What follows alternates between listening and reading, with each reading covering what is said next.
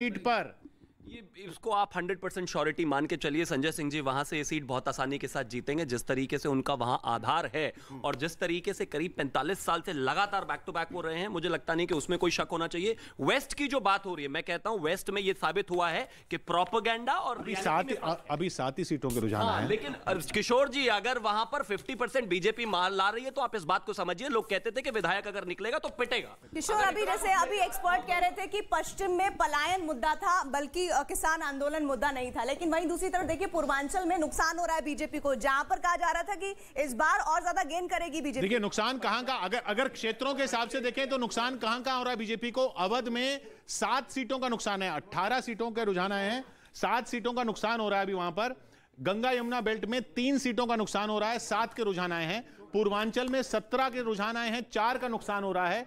कानपुर बुंदेलखंड में 7 सीटों का नुकसान हो रहा है। रुहेलखंड में 1 सीट का नुकसान हो रहा है और सिर्फ पश्चिम में 1 सीट का फायदा हो रहा है। बार बार मैं कह रहा हूं कि ये पोस्टल बैलेट्स है, पोस्टल बैलेट्स पे बहुत ज़्यादा हमको उत्साहित होने की जरूरत नहीं है या मायूस होने की जरूरत भी नहीं है। दूसरा यह है कि देखिए पोस्टल बैलेट को लेकर के तमाम तरह के विवाद हुए। अभी संत कबीर नगर में पोस्टल बैलेट कहीं और मिले और वहाँ के डीएम ने स्वीकार किया कि ये चूक हुई है, गड़बड़ हो गई है। बरेली के पास जो है वो कूड़ेदानी में पोस्टल बैलेट्स मिले हैं। अगर उनमें भी समाजवादी पार्टी के लोग ज़्यादा कर रहे हैं, अगर उनको सीटें मिल रही हैं, इट मीन्स कि फाइट बहुत टफ है। देखिए एक चीज मैं यहां पर क्लियर कर दूं कि ये सारे रुझान जो है हमारे पास, सारे रुझान जो हैं हमारे पास सीधा काउंटिंग सेंटर से आ रहे हैं, सीधा काउंटिंग सेंटर से आ रहे हैं। इसमें काउंटिंग सेंटर में फीड होता है और सीधा हमारे रिजल्ट हब में जाता है और वहां से सीधा स्क्रीन पर आ रहा है, जिसको हम एनालाइज कर रहे हैं। कोई इसमें बढ़ा चढ़ा के जो है वो वाला मामला नहीं है। पोस्टल बैलेट का कई जगह पोस्टल बैलेट के बाद की गिनती शुरू हो चुकी है। 9 बजे तक वही होगा मेरे ख्याल से, 9 बजे के बाद ही जो है ये माना जाना। पर ईवीएम्स वगैरह खुलनी तो शुरू हो चुकी है। ईवीएम खुलने शुरू हो गई, लेकिन अभी कम से कम आधे घंटे जैसे अब जो होगा इसके बाद आधे घंटे कम से कम लगेंगे आपको पहला वो आने में। अब चूंकि वीवीपैट को भी कई बार वेरीफाई किया जाता है, इसलिए भी ईवीएम का प्रोसेस पहले से अब थोड़ा स्लो हो गया है।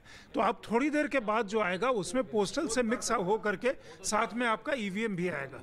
इसलिए ये इस पेस पे आ रहे हैं रुझान। आप सीधा काउंटिंग सेंटर से जो रुझान आ रहे हैं, मैं ये गुजारिश कहूंगा प्रोड्यूसर से कि ग्राफिक्स में हमें ग्राफ्स वगैरह दिखाते रहें, क्योंकि जो टैली है वो तो नीचे दिख ही रही है कि उत्तर प्रदेश में बीएसपी 3 सीट पर आगे आ रही है। अब जैसे दलित फैक्टर की सीटें देखिए, 21 सीटों के अभी तक रुझान आए हैं, जिनमें समाजवादी पार्टी 11 सीटों पर आगे चल रही है। इन सीटों की हम बार बार बात कर रहे हैं। दलित, जहां पर दलित मतदाता निर्णायक भूमिका में है या अहम भूमिका में है, वहां 10 सीटों का नुकसान हो रहा है उत्तर प्रदेश में बीजेपी को।